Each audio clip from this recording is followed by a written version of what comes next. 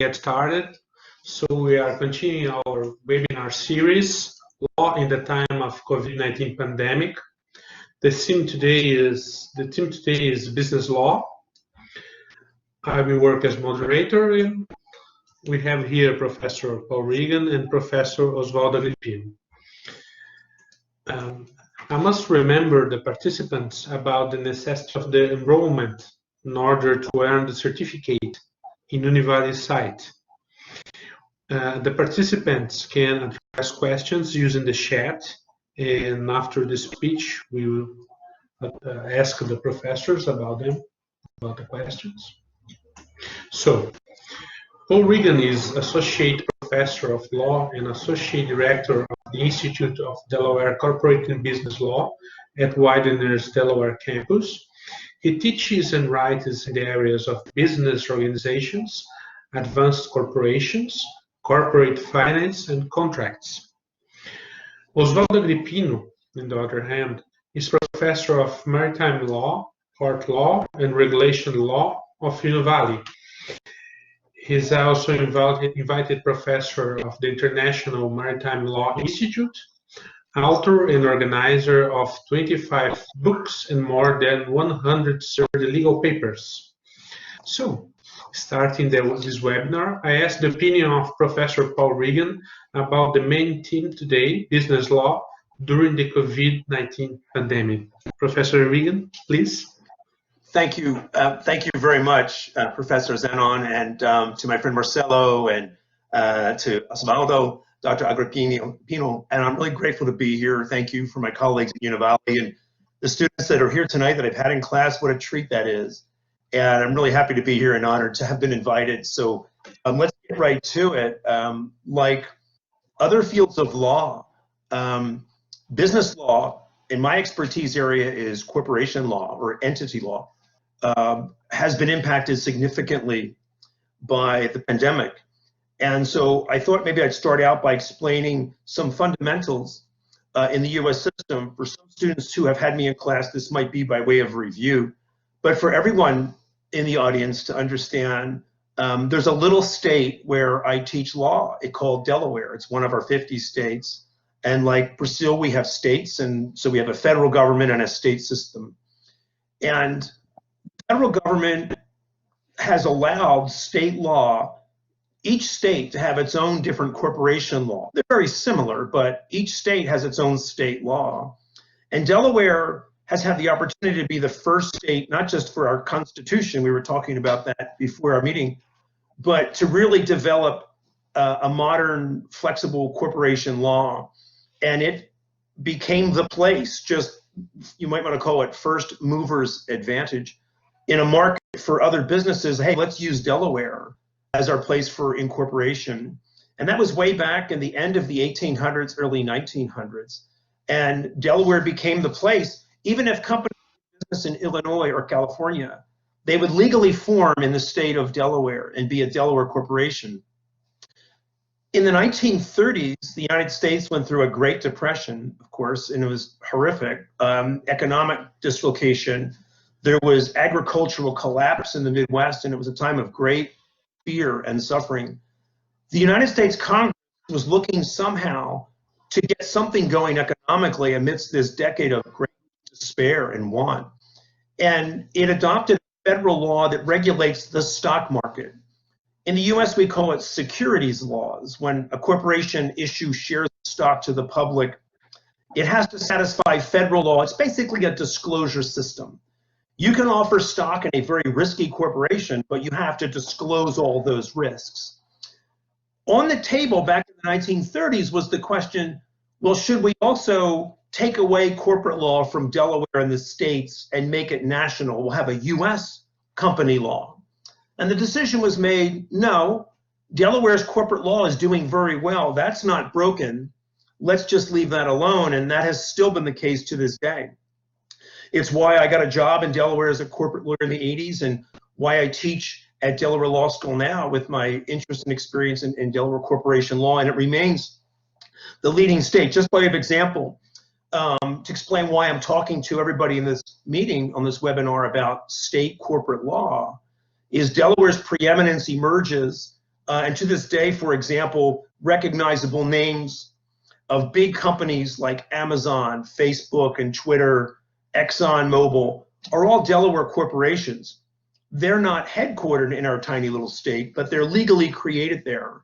And they are headquartered, obviously, in California for the technology companies and the like. But they rely on Delaware state corporation law. A lot of what corporate law is concerned about is, when I teach this to my students, is what I call inside the box. That is to say, Twitter or Facebook or a company none of us ever heard of, you know, Manufacturers Industries Incorporated, is about people who invest their money into the corporation. They're shareholders, but they don't work there. The directors get elected by them, and the directors manage the corporation and officers. But the point is, owners of the corporation that buy the shares of stock typically are not present, and the people who run it don't own it. And that creates an immediate problem that corporate law has always been concerned about. And this introduces this idea of fiduciary duties. Fiduciary duties of basically what I humorously like to refer to as the Spider-Man principle, if you're familiar with the Spider-Man movies. But the idea is, you've been given great power, Spider-Man or Peter Parker, and with great power comes great responsibility. Corporate directors have phenomenal power over other people's money. And that introduces an immediate human dynamic. Will they be honest and hardworking? Will they be faithful or faithless? And fiduciary duties are the common law in Delaware that holds these entrusted directors to the highest standards of fidelity and integrity. Much of the case law is about testing, were they honest and hardworking? Or were they lazy and indifferent and the like? And so that kind of gets me sort of where we are in the middle of all this pandemic, which is corporations are going through, as we are as families everywhere, significant dislocation and disruption. Let's say you're a manufacturer. You have inside the box relationships with your investors, the shareholders. You have employees that you have union agreements with that are depending on that job that you provide to them, and in turn you receive their skill and their labor and their contributions. You have lenders who have lended you money. You have communities that depend on your tax payments to fund the places where you have your actual footprint and your brick and mortar plants. But suddenly, with mass closings, you're closing plants or stores where your customers appear. You have supply chains disrupted, and you have significant financial pressure. In this moment, directors as fiduciaries are obligated to be proactive and engaged to figure out, okay, how are we handling this? For example, a retailer that I don't really know much about, but it's a very expensive place to buy clothing, called Neiman Marcus. Hundreds of stores where people spend a lot of money, in my view, too much money, for garments that are so-called expensive luxury brand. Well, nobody's going to Neiman Marcus right now, and they just filed bankruptcy, and they're dislocated by, you've got stores all over the country that are closed. People worked there, now they don't. And the corporation on the inside has to manage these financial complexities. And the other side is, of course, how do we handle the regular role of corporate governance here in the middle of this? When I talk about, that's a topic, corporate governance, that may be a term that many people in this meeting have heard before, but aren't really sure what it means, or just it has to do with corporate law, I guess, in some fashion. But corporate governance, like governance in a country under a constitution, is about separation of power. Governance is power, and within a corporation, it's a private investment entity. And corporation law, by a code and by common law, creates the boundaries of what shareholders get to do, and then what the corporate directors and managers get to do. And then we try to, through case law and litigation, make sure one party doesn't encroach on the other's area of power. And this gets to my first topic of corporate governance and the pandemic right now. This time of year is spring in the United States. I know winter's coming on there. For those of you on the other side of the equator in Brazil. But in this time of year, I think of beautiful spring blossoms here in the US, But as a corporate lawyer, we call it proxy season too. So what does that mean? Under corporation law, the shareholders don't get to work there, but it's their money at stake. So once a year, they vote for the directors who are in charge, this incredibly powerful position of corporate directors. Those elections happen every year, and those are considered a vital part of the corporate balance. The directors are in charge, but the shareholders get to pick different directors every year if they want to. So the annual meeting of the shareholders cannot happen in a pandemic when people can't be next to each other. Most shareholders don't go to the meeting anyway. They mail in their ballot by proxy. They appoint someone there to vote as they instruct. And directors are accountable every year. So the question then became, all these annual meetings are scheduled this week and next, and they tend to happen in April and in May and early June. What will we do when people are not allowed to be near each other in these meetings? So the governor of Delaware issued an emergency order a few weeks ago, just as an example, that basically said, whatever Delaware corporate law says, if you are having your annual meeting in a hotel in New York, which is typically how they do it, or in Delaware, you're allowed by emergency order to just do it all online, just as we're meeting here in a webinar or as I'm teaching my classes, to permit the corporate governance moment of electing directors to go on. Not too controversial. The second part of the governor's order is, or if that's not practical, you can postpone the annual meeting and schedule it to a post-pandemic date. Who knows when that's going to be, right? And so most people, well, that makes sense, right? But on the other hand, shareholder activists are raising some concerns about what if there's directors who are not very good at their jobs and they don't want to lose their election and they can just push it off and say, hey man, it's a pandemic. It's unsafe to me. We're just going to do this sometime in the fall and we'll get back to you. So far that has not yet happened, but you can see the concern is these powerful directors that only have that power by shareholder vote would have the ability under the emergency order to postpone that vote, kind of as an example. And then one other example, it's a very practical one. Of course, labor contributes vitally to the corporate enterprise as an essential partner. And in the corporation law scheme of things, the shareholders contribute their money and hope for the best. There's no real promise to ever pay anything back. They're hoping it will happen. And so the way shareholders typically make money on the investment, if the business is successful, is if the stock price gets higher and they can sell it, or the corporation reliably pays dividends, distributions of earnings to each shareholder on a per share basis. The directors have lots of discretion about whether a dividend's a good idea. What they're saying is, wow, look at all the money we just made last year. Why don't we distribute some to our shareholders? Because we're in a good position to do that. But directors also have vast discretion to say, maybe this isn't such a good time to make a dividend decision because our economic situation in the pandemic is quite extreme. And it would be prudent to just keep all of our cash on hand. That makes sense. Here's the dilemma from a corporate governance perspective. Directors in January and February declare dividends, the kind you normally do. They have what they call their regular dividend. Each year they try to make it the same amount of money, like, hey, it's another good year, here's another dividend. And they declare it in January or February, but they don't pay it until June. The case law in Delaware says the directors do not have to pay a dividend. It's up to them to declare it or not. But once they do declare a dividend, that decision makes the right to the dividend like a corporate debt, and shareholders can enforce it. So as you can imagine, there's a lot of companies that right now are thinking, man, I wish we had never declared that dividend back in January because we could use that money to cover our costs because our earnings are going way down. So they're getting together with their lawyers to say, what are we allowed to do? The answer is nobody knows.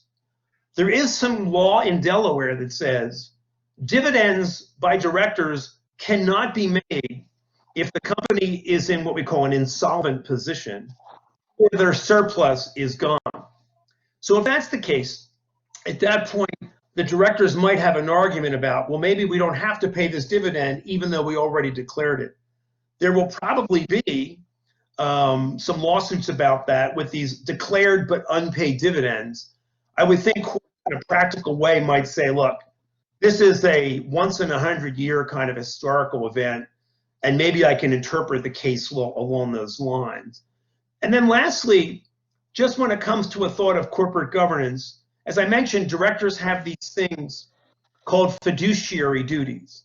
That means when they make decisions, they have to do it with integrity, not for them to make any money, but to see how does this help shareholders and grow shareholder value. And also, even if they have no financial conflicts, directors typically make pretty big decisions. And so before they make that decision, they should do a good investigation and make what we call informed decisions. It's a duty of care to make informed board of director decisions. And those are the traditional decision-making powers of boards. But the one more thing I want to say in this segment is directors also have what's called a duty of oversight. The managers work there 7 days a week. The directors meet once a month. Sometimes committees meet in between 3 or 4 times a year. But they have an obligation to pay attention to management.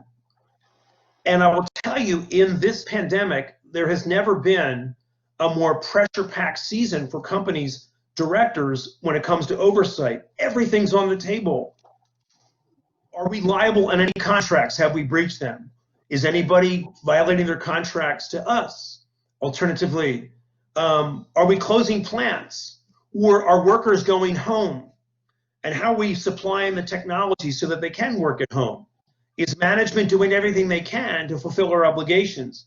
Oh, by the way, if we're about to reopen some of our stores, if we're retail, in each state, the rules are different. What's management doing to make sure we're in compliance with mask wearing, hygiene rules, hand washing, barriers between customer and retail merchant?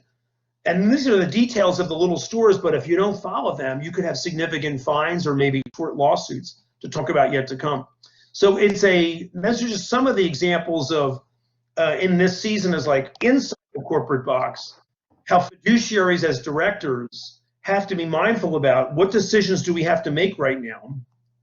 What advice do we need about how to be overseeing the company in dealing with one decision after the other, from closing stores, layoffs, furloughs of employees, moving our work file to home online support systems.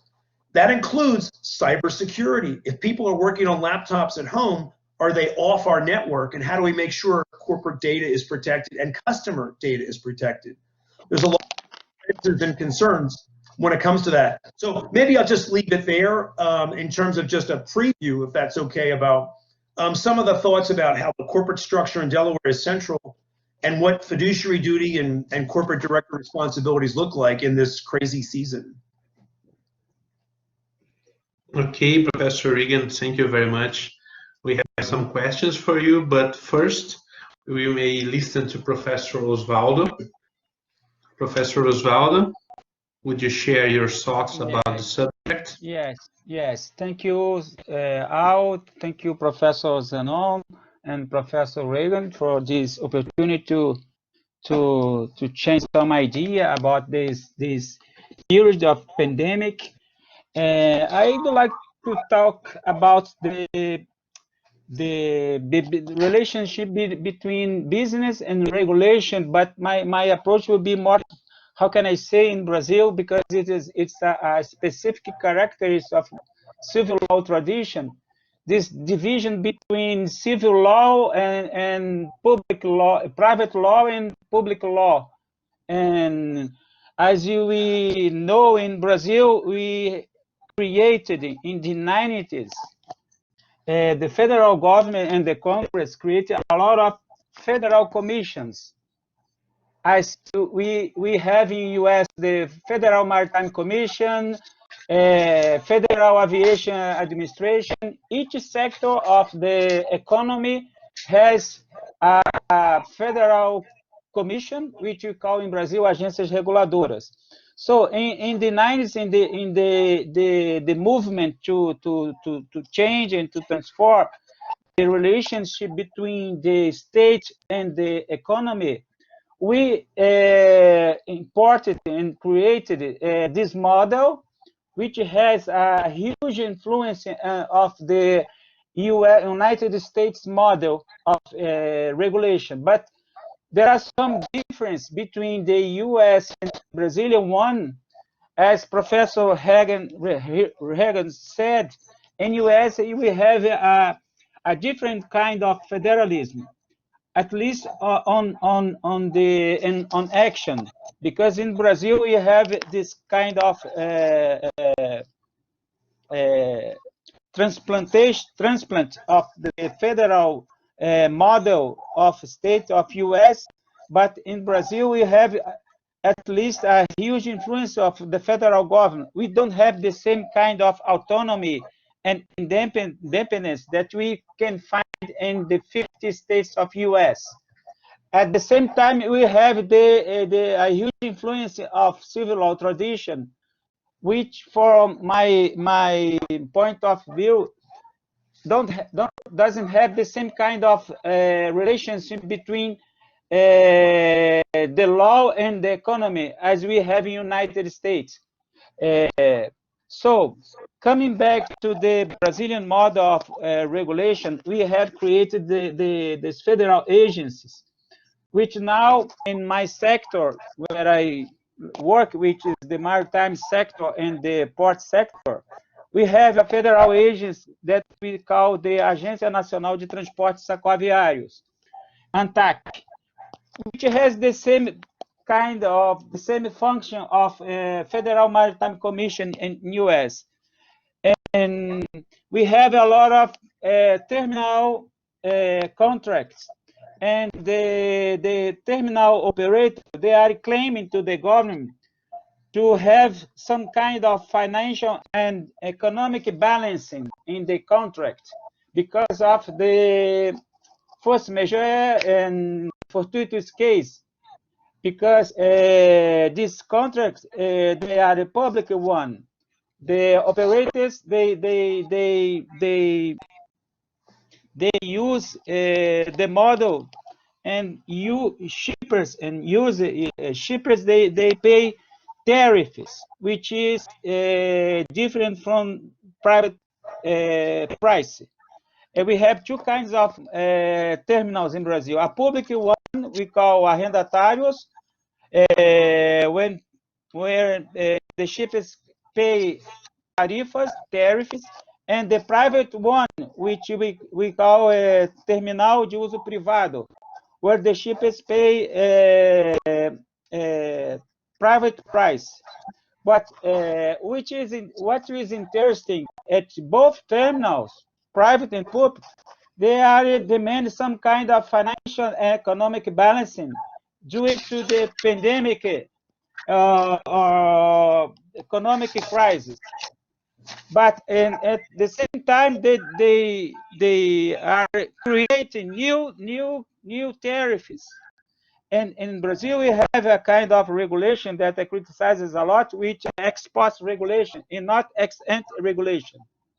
If you have the ex ante regulation, we can avoid a lot of what we call negative externalities, because in the model which is called ex post regulation, the regulator, the Federal Commission, they weight some kind of negative externalities, some kind of behavior conduct by the terminal or by the carrier.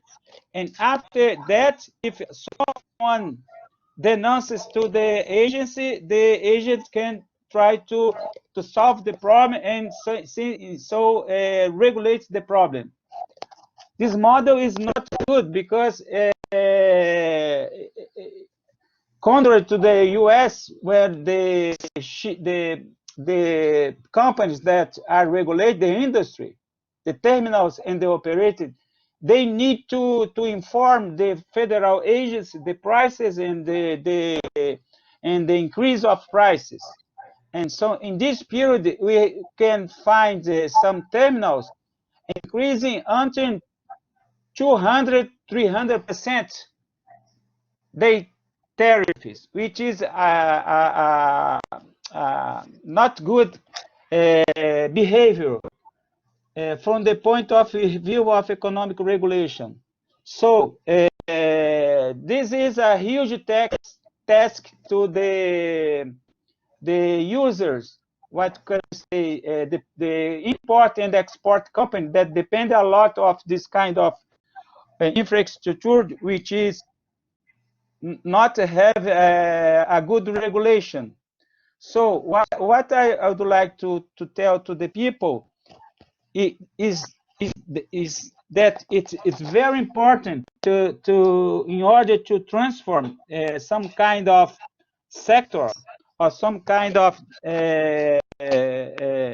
infrastructure sector to make some kind of comparative studies with a model which is more efficient, like the US comparing to Brazil.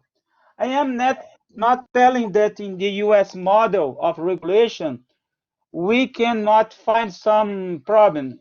There are problems, but the difference is that in the US model, we have a more participation of the consumers and the shippers in the process of regulations, creating resolutions, creating some kind of control in order to avoid the what call in the competition law the abusive dominant power, which is a huge problem in Brazil, because I think that Brazil, at the same time that we have some kind a good law, federal constitution with some regulation in some resolution that are very good,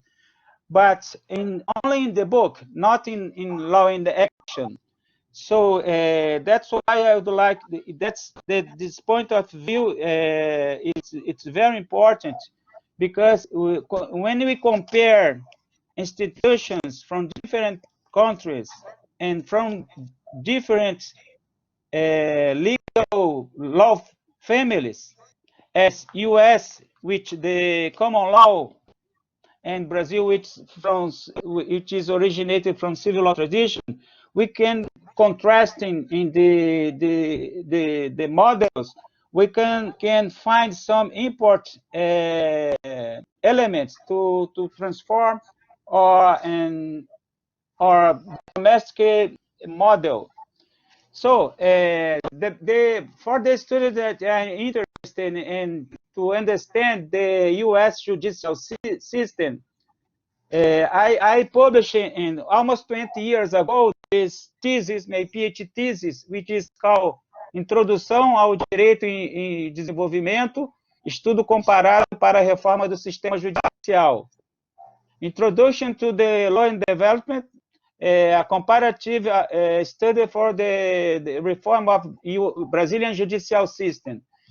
So this book, it's a book which has a comparative methodology using the synchronic comparative method and the diachronic comparative method, which is these two methods in the comparative law. They are important to develop a methodology to transform our model. I don't know if you have some questions for at this first introduction. I'd like to tell these observations and this kind of introduction, in order to bring and to show the importance of a comparative method to the students of law, even in Brazil or everywhere, especially due to this kind of problem that we are facing now with a problem of, from my point of view, we are facing a problem due to a bad sanitary regulation in China. I guess that these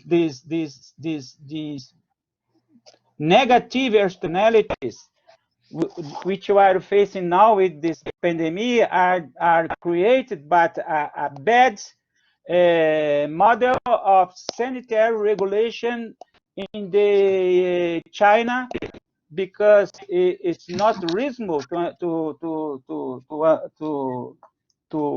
know that a kind of how can I say, fiscalization in the public markets in China, where we can find the animals in the market without a good model of sanitary regulation. So I don't know if you are Professor Zanon. It's okay for this first approach, and I think that you have to answer another question after Professor Reagan. No. Okay, thank you, Professor Osvaldo. So now we will continue. I have some questions. I will start with Professor Reagan, please. Professor Reagan, what are some of the corporate governance challenges arising from the pandemic? Could you add on that subject, please? Sure, thank you. It really is an extraordinary time for everyone, I think, in every field of law, right? From environment to the issue of the individual rights and dignity rights that we talked about. And I'm looking forward to next week to hear my colleague and yours there, Professor Culhane, about health law issues, which is obviously central here. But in the corporate governance space, you know, you have we have the state law model of corporate governance, and so the directors get elected by the shareholders. The directors are charged with responsibility to manage everything. But a topic that I think, you know, as I mentioned, some of the topics I've addressed about these dividend issues, or if we can't have an annual meeting live, let's have it virtual. But another topic that I thought might be interesting gets to this issue of in the US, and you have companies who are still open, say manufacturing plants who are still open, and they're making decisions to change what they manufacture because there's a desperate need for safety equipment relating to the pandemic. So we don't have enough masks. We don't have enough testing equipment. We don't have enough protective equipment for the healthcare workers in the hospitals and the doctor's offices and the testing centers. And of course, the testing equipment itself. So it's an interesting question. Oh, and then I left out, of course, the ventilators for people who are in extreme state of distress. And sadly, you know, they might survive. Many who go on ventilators don't, but it's their last chance to survive the illness. What if a corporation says, hey, you know, we manufacture cars, but, and this is an example from the US, the Ford Motor Company, they make ventilating systems inside cars, our air conditioning, the heating systems.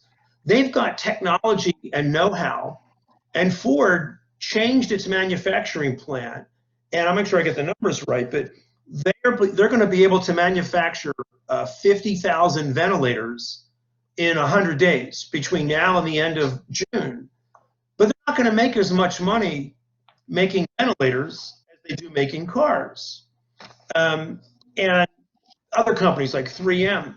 By the way, when I was looking this up, and so the corporate governance issue is, what is the purpose of the public corporation? Well, the traditional model is they make money for shareholders. That's what we do. We call it the shareholder primacy principle.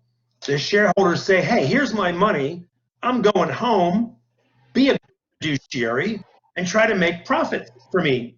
So they'll hire labor and pay them a wage. They'll pay taxes in the community. They'll make contracts with suppliers. They'll borrow money and satisfy their contracts and so on. But at the end of the day, the model is what we call shareholder primacy, at least under Delaware law. But it's in a global pandemic right now, there's pressure on that model, right? When Ford says, well, that might be true, but here's our business plan. Let's make less money than we normally do because this is a season of extreme distress. It's like a healthcare version of World War II, like everybody's got to pitch in kind of a thing, right? By the way, I have to tell you, this is fascinating. In Delaware, we're right near the state of Pennsylvania, where I actually live. I'm sitting in Pennsylvania right now. In a part of Pennsylvania near the port in Delaware, the Delaware River, is a town called Marcus Hook, very industrial, lots of factories and plants and everything else. But there was a happy feel-good story that was on the news about a company there in which their workers said, look, we make polypropylene fabric, right? It has industrial applications. And they went to their management and said, we can change what we do to make hospital equipment like masks and gowns and protective equipment, and we need it like now. So these workers all volunteered to live at the plant for a month, for 28 straight days, working 2 shifts. They slept there and they fed them. So the manager said, sure, we'll do that. And they were paid extra money to do it, of course, but they thought it's safer. We'll be together away from our families and we'll just quarantine together and work through this. And for a month they did all this. I looked up the company. I know the name of the company. It's called Braskem, B-R-A-S-K-E-M, and was all over the news. And wow, that's very patriotic and very giving.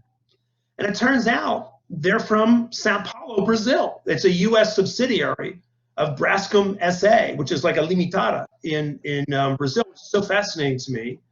But it raises the big picture question is, how does Delaware corporate law answer the question when the directors who got elected by the shareholders say to the shareholders, I'm kind of taking a time out on getting you more money, and we're going to actually commit to this cause to be helpful in the pandemic and save lives with protective equipment, testing equipment, and even respirators. Like Ford says, let's take the ingenuity we have with making cars and make respirators. Oh, by the way, it was really clever how they did it.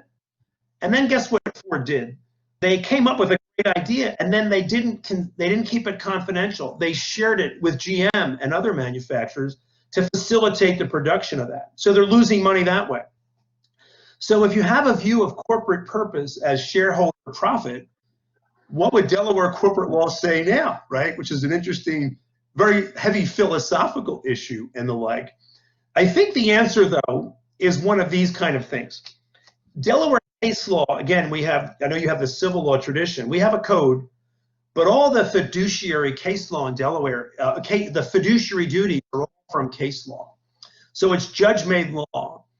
And the law is, yes, you have to make money for your shareholders.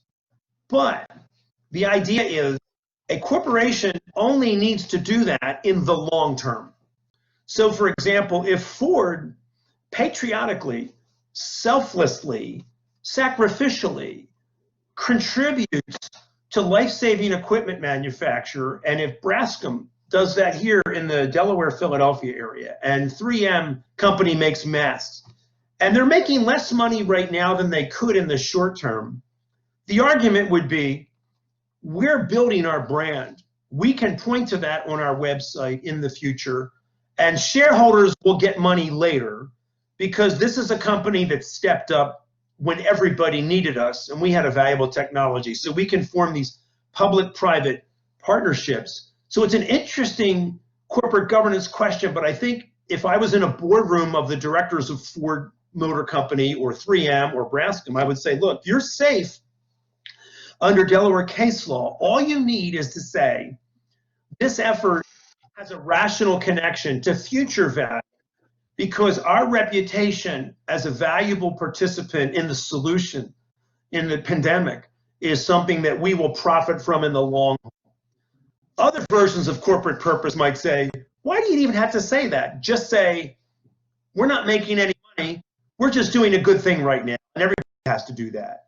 The challenge is it's shareholders' money you're using to make that decision. So Delaware says, you're fine.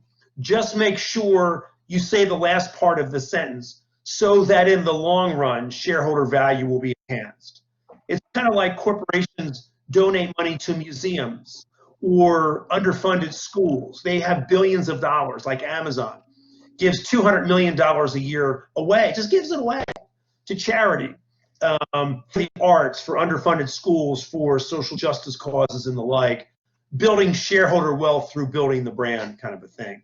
But it's interesting to watch this kind of corporate behavior, but the answer will be they're saying they're building long-term shareholder value. So that's an example of the challenges for corporate governance.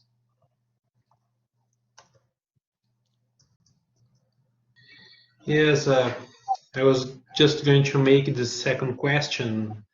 How do directors of a Delaware corporation fulfill their fiduciary duties to the stockholders if they cause the company to change production to potentially less profitable work? But you answered the second question now. I think I kind of did, yeah. Yeah, just to sort of underline the point, yeah, is just they're okay under U.S. corporate law, Delaware corporate law, if they say we're losing money now, but we'll make that back and more by having, because I think consumers in the U.S., and I'm wondering if it's the case in Brazil, I imagine yes. I think globally, consumers want a company that sees itself as a responsible partner in the larger global economy. Like, let's just an example.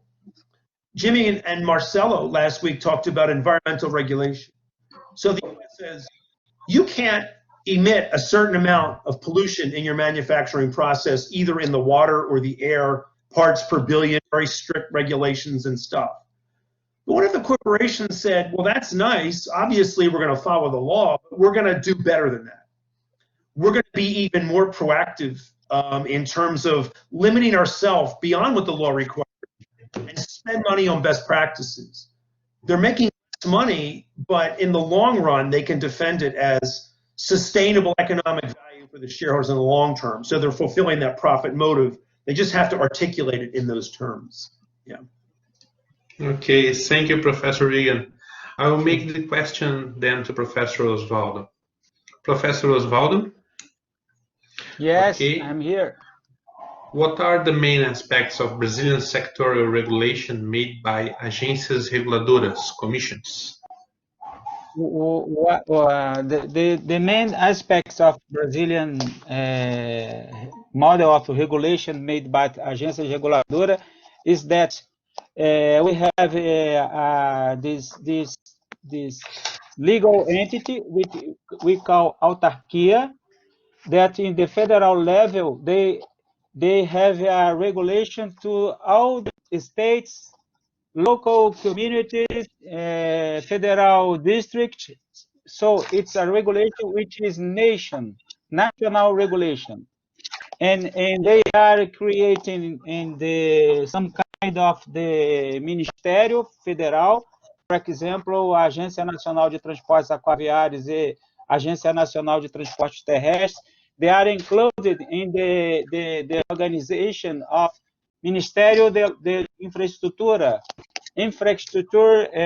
department, federal department, but they are not subordinated to the ministry, and at the same time they should have be controlled by the Federal Congress, National Congress, Senado e Câmara dos Deputados, through the specialized commissions, like, for example, the Comissão de Viação e Transportes. So we have this kind of executive branch, which has some functions like normative function, fiscalization, punitive sanction, adjudicatory sanction, dialogue function, and they have the function to create resolutions which can make some kind of balancing between the interests of the industry and the consumers and the public policy. The problem is that in Brazil, the public policy in some kinds, they are not well defined by the federal government, because the agencies, the commissions, they are agencies of the state commission, not governmental commissions. And we have, on the other hand, we have a small participation of the especially consumers and users. So this kind of behavior can give opportunity to create a phenomenon in the regulatory theory, which we call the capture, a captura da agência reguladora by some sector. For example, the regulated industry, the companies that handle servicing, and the company that provides some kind of service as transportation. It depends on. So on the other hand, we have a judicial power, which in some kind we don't have. How can I say? Different from the US, we don't have the judicial difference in the judicial power when we have some lawsuits or some conflict to be decided by the judicial power. For example, I am in the case that the federal judge decided and provided an injunction, some kind of uma decisão liminar, without to hear and without the position of the federal agency. So in this kind of behavior in the judicial power, we don't usually see in the US, because in US decision federal agency, for example, they can only be avoided, annulled, nullified by a federal court, and after to listen the federal agency, and the same time we need to have uma decisão colegiada with at least three judges. In Brazil, you have this problem, which is, you can find some juiz monocrático provide some kind of decision without listening the agency. So in small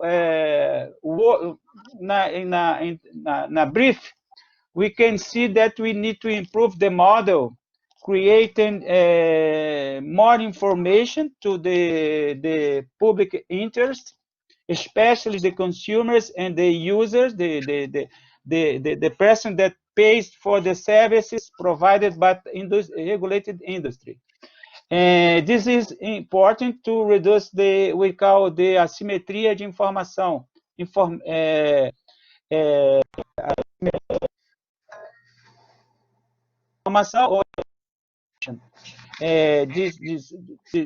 This lack of transparency can bring some kind of condutas oportunistas and abusive prices or predatory prices that we can find in some kind of some sectors.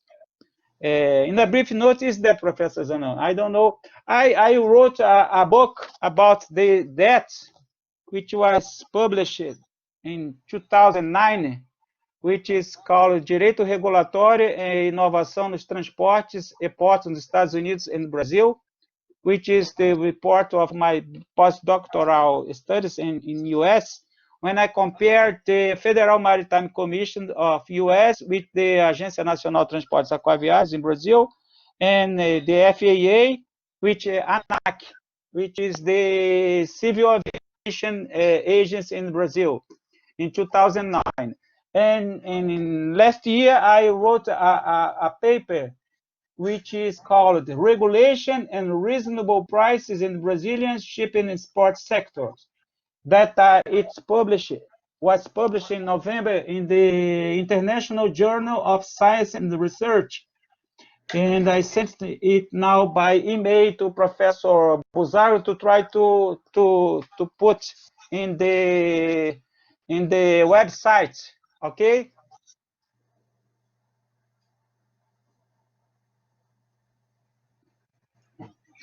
Thank you, Professor Osvaldo. So we still don't have questions on the chat, so I'm going to make the third question to Professor Reagan. Are there some examples of federal regulations affecting the workplace for companies when they reopen after the quarantine ends? Yes, thank you. I think this is a very important question. So let's look at a corporation that has retail stores, multiple places of business, or perhaps just one. And the question gets to federal or national regulation that says, okay, are there rules we have to think about? Because there are, right? So for example, federal law in the United States is designed to protect people in the workplace from behaviors I think we could all agree are not okay. Like, for example, we have an agency called the EEOC. It's an equal opportunity, the Equal Employment Opportunity Commission, EEOC. So, for example, people are not allowed by federal law to discriminate when they hire people for jobs based on color, or religion, and so on. And so they enforce all that. But among other things, the EEOC has guidelines, for example, that says if I was looking for a job at the law school as a new professor and they said, well, how's your health, Paul? Well, that's pretty good, I think. How about we just give you a few medical tests and see if you're okay? That would be, what? That's my privacy, man. You can't make medical tests for me. And sure enough, our guidelines issued by the EEOC prohibit medical testing as a condition of employment or returning to work. But then, of course, there's an exception, like every legal rule of law has an exception, and one is, well, what about the pandemic? Like, if I bring my store back online or my manufacturing plant reopens, what do I need to do? Well, how about everybody wears a mask? That's a good idea. And we'll try to station people apart, and we'll come up with social distance rules, and we're going to add hygiene stations for frequent cleaning and masks and protective equipment. That's pretty good too, right? The question though is it okay to test employees before they come back to work for COVID, right? Is there a positive test? And so the EEOC has issued a guideline just as one example of federal regulation. And I'm not even talking about every law of every state may have other rules. That says, yes, it's okay. It's within the exception. The exception to the rule is what? Elevates the privacy of the individual in the workplace that you cannot test me for medical history. You don't have a medical history, right? But you can if, right? If it's a job-related necessity. There's this issue of, and I get the if it's a job-related test and it has consistent with business necessity. So the EEOC, the Equal Employment Opportunity Commission, has issued a guideline that says testing for COVID, the condition for bringing workers back or hiring new workers after the business reopens is allowable, just as an example, because you're putting other workers at risk. This isn't like, hey, if you have a medical condition like diabetes or heart disease, if you do the job, I don't care, but this is, you may infect our other workers, and so we are allowed by federal law to test it. So that's a useful guideline. Another example is we have another federal agency that regulates the workplace for workplace safety. It's called OSHA, O-S-H-A, Occupational Safety and Health Administration.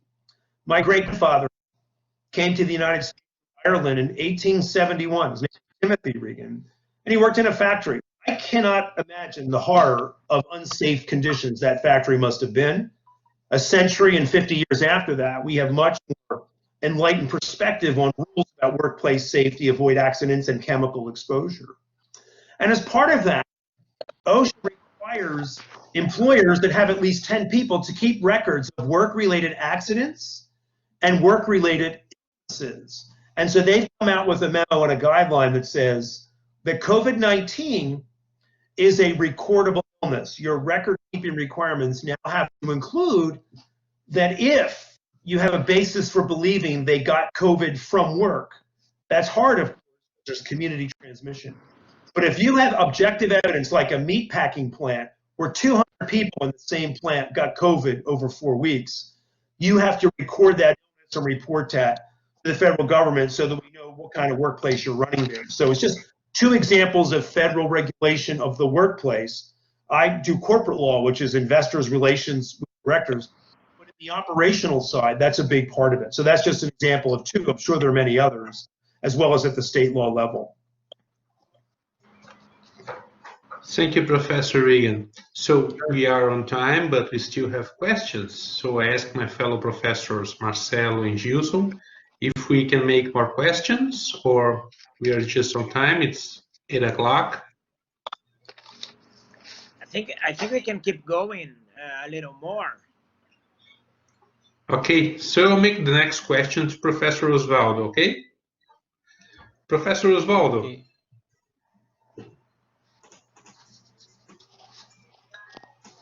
Okay, Professor. So Professor Erin is here. I'd like to. Professor Erin. Well, she raised her hand and I pushed the button, but nothing happened. Okay, I will go on with the question for Professor Osvaldo, and then we figure out how to handle this raise your hand button here. Professor Osvaldo, what is the role of these agencies in the international trade, especially in the maritime transport and port sector, the agências reguladoras? What are the main? What's the role I of didn't this? listen well. Could you repeat? It's the second question. What is the role of these okay. agencies, agências reguladoras? The main role of this federal, in specific case of maritime sector and the port sector, is to provide the competition, a fair competition, at the same time the rule of law, legal certainty, segurança jurídica, defesa da concorrência, and appropriate service, serviço adequado. We have this whole in order to provide this point that I told, because they are in the constitutional economic order. So it's very difficult to provide a balancing between the interest of the providers of the companies, like carriers and port terminals in one side, and then the other side the consumers, because the consumers, the most majority of the consumers, they don't have the technical approach and the technical information in order to contribute to the regulation in a transnational sector. This is a big problem in my task, and since I came back from US, it is to reduce this kind of lack of information of the consumers and shippers, os embarcadores, né, e os usuários de um lado, and on the other side, os terminais e os armadores, in order to achieve a balancing in this private interest. This is the main role of a federal agency on the maritime sector and the port sector. Thank you, Professor Osvaldo. So now we have 2 questions on chat, and they are both to Professor Reagan. I will start with André Gurgel. Can you read it? Can you read the chat, Professor? Let's see. Let me find the chat questions. Is a button to the left. But Okay, there I'm I'll read it to you. I'll read it to you, sir. We've seen in Brazil a lot of charity by companies that have no tradition on that, considering the scenario we are living. Does the COVID-19 crisis has changed the general behavior of companies toward the society in the United States? That's the question. Yeah, that's a great question. Thank you. Thank you for that question. I think yes. Now, I will say, even before the challenge of this frightening pandemic, that I think corporations in the U.S. have a tradition of making charitable donations. Years ago, a shareholder sued the board of directors in Delaware saying, hey, this is about making a profit and you're giving some of that away. And the Delaware court said, don't be silly. Reasonable donations are fine, and the Delaware Code makes charitable giving lawful. But I think the question is more cultural, right? It's getting to the behavior of companies. I think, yes, I think more and more you're seeing what I would call a sacrificial level of investment in like non-profitable stuff, making masks or donating food. For example, in the city of Philadelphia, where I grew up, you have some communities that really are living below the poverty line. And when those kids go to school, they get a lunch. So it's called the lunch program, and that's a big part of their nutrition and their health and well-being. Schools are all closed, right? So where's the food going to come from? Well, there's food banks, but their demands went way up. So corporations are lining up to fill in the gap, and I think you're probably seeing that as well in Brazil. Like, hey, if we have resources in a time of great want, let's just do this thing here. And I think maybe a culture of that is part of what will be an ongoing commitment and partnering with the community. So I do think I think it existed before in the US, but I see it building like more and as part of a larger culture. Yep, yeah, great question. Thank you, Professor Reagan. Now we have a question from my friend and fellow judge, Laudenir. It's also in the chat, so I will read it to you. Has the government adopted any emergency measures to facilitate companies' compliance with tax obligation, such as extending the tax payment deadline? In this case, what's the expected impact on states' finances? Yeah, another great question. Here's what I do know, and then I'll tell you what I do not know. So in the US, we have taxes to the federal government, income taxes, federal income tax, and then also, as Laudenir's question says, and the states collect income taxes from companies as well. I do know that the federal government and the state governments have announced emergency regulations to postpone all the tax deadlines by 3 months' time.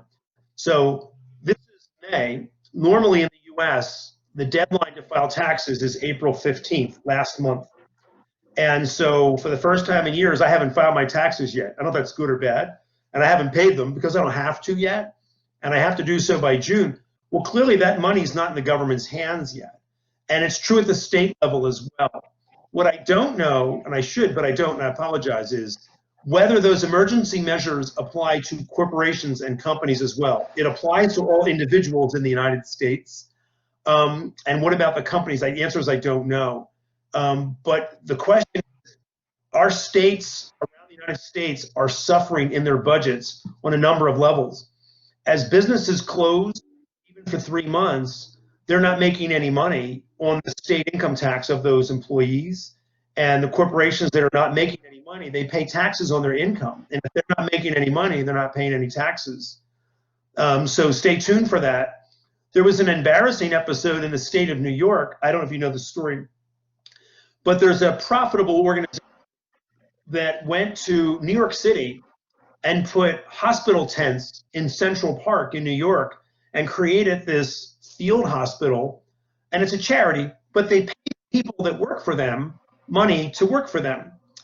And New York informed them that the people who work there have to pay New York state income taxes there they are moving to New York to help out with the pandemic. And because the New York budget is $13 billion short. So the answer is yes for individuals. The answer is I don't know. I'm sorry about companies, and it would have an impact if it were true. I could try to find out. Thank you, Professor Reagan. So we don't have more questions on chat. I have one question then. But first I ask Professor Osvaldo if he wants to have any insight. He can interrupt at any time to add his thoughts about the matter we are discussing. So I have this question here.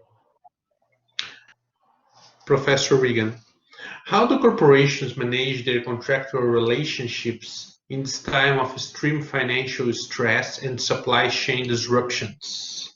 Oh, yes, thank you.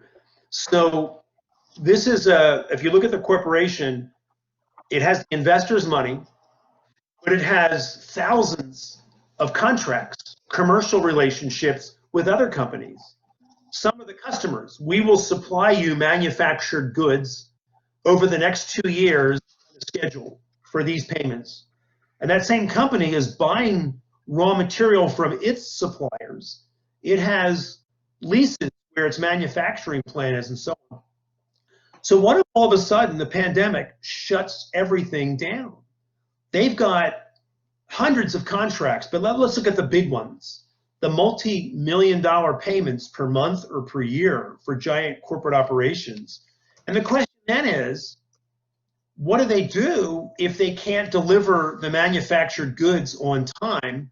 Are they in violation or breach of their contractual agreement? The answer is it depends. In the United States, contracts are either performed or you pay money damages for not performing them. Now, do you have an excuse? The answer is yes, if performing the contract becomes what we call impossible, which is pretty crazy, or what we call less impossible but really hard. It's called impracticable.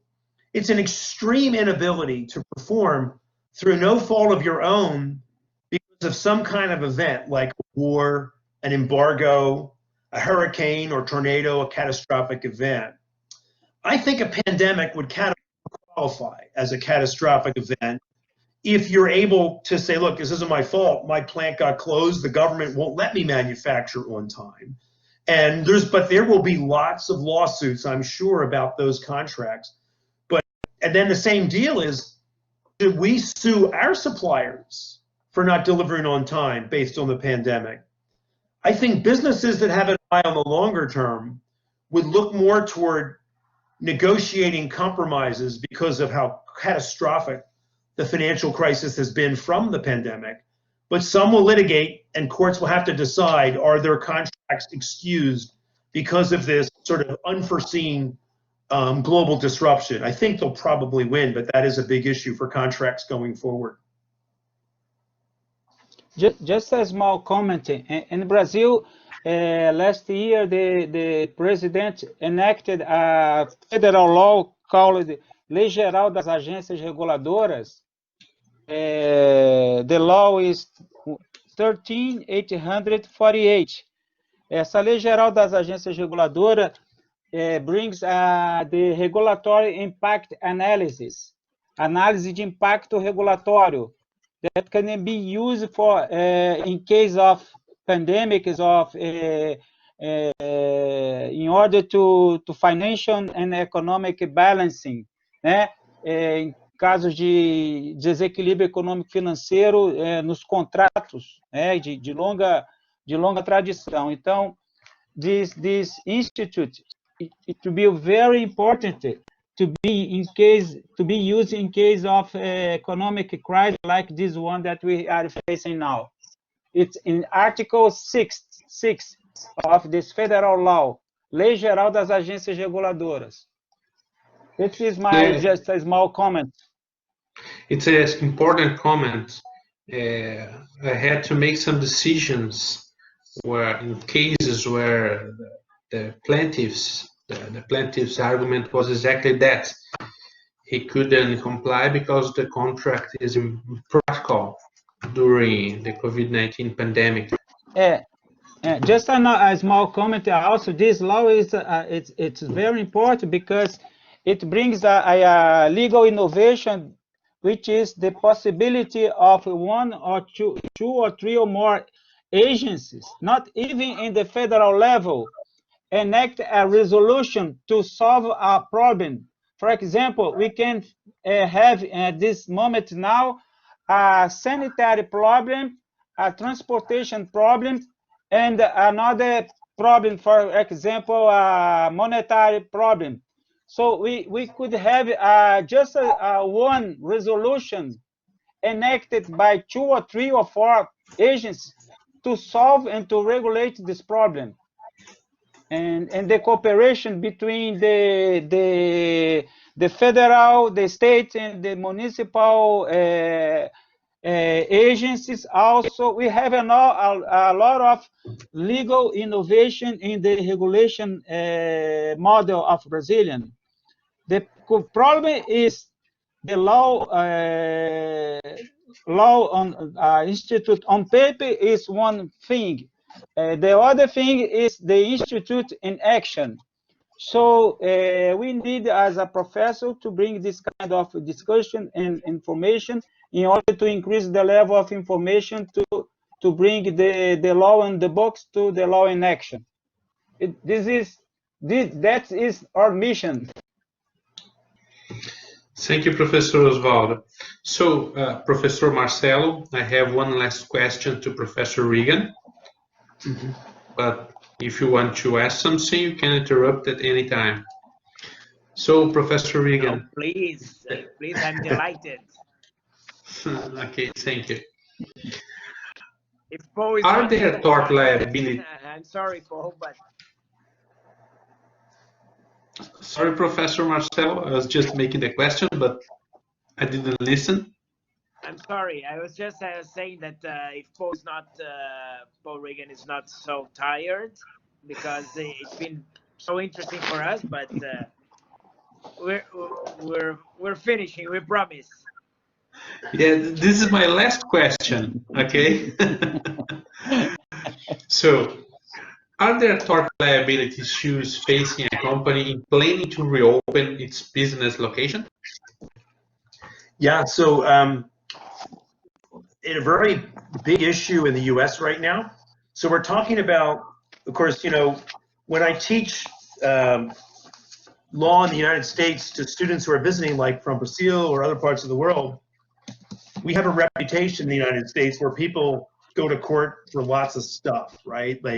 Like my shoulder hurts because the shirt you sold me was too tight, like crazy stuff, right?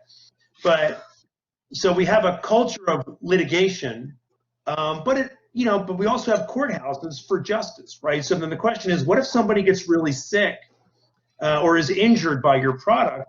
And we call that tort law, of course, in the US. And so it's the wrongful conduct of the company should answer and pay the family or the victim for that harm.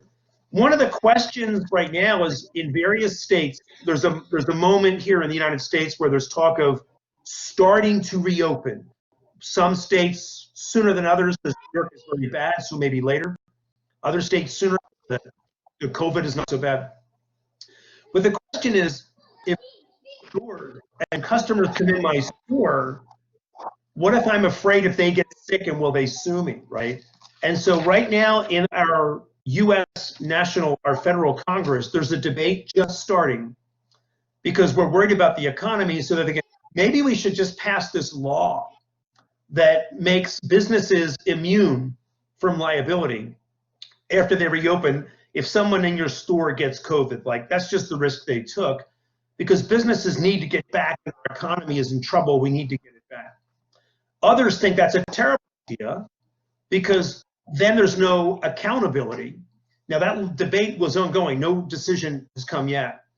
But I think no matter what, businesses that do reopen should take precautions, right? Like, if you're careful, then you're not going to be liable for someone who gets coronavirus, COVID-19. But if you're not, you might be. So that would include, requiring people to wear masks in your store, keeping a barrier between the person at the register and the checkout line, have a line system and so on, hygiene measures for your employees that you can document. But it's a very interesting question because, of course, let's say somebody gets coronavirus, COVID-19, and they've been in 5 stores in 2 weeks. How do you know where you got it? It's a community transmission, so it's hard to prove. But there is a concern by businesses, am I going to have lawsuits for everybody who came in my store and say it was my fault, and I have no idea. So that's the debate. Should they be immune or not?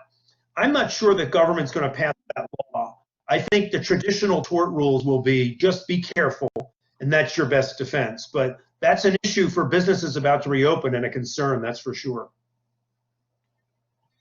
Okay, thank you, Professor Reagan. So Sure. I finished my questions, and I think we had a great opportunity to listen to both professors. It was a very good webinar. I'm looking forward to the next week. Next week, our webinar series will go on, and we have the team will be Public Health. And who's going to be with us, Professor Marcelo? Professor John Cohen from Delaware Law School. And from us, we will have 2 federal judges, Dr. Adamastor Turns, who is a federal judge, a colleague of Gilson. And the moderator will be our SJD former student and also a federal judge, Clênio Schultz, who was supervised by Professor Orlando.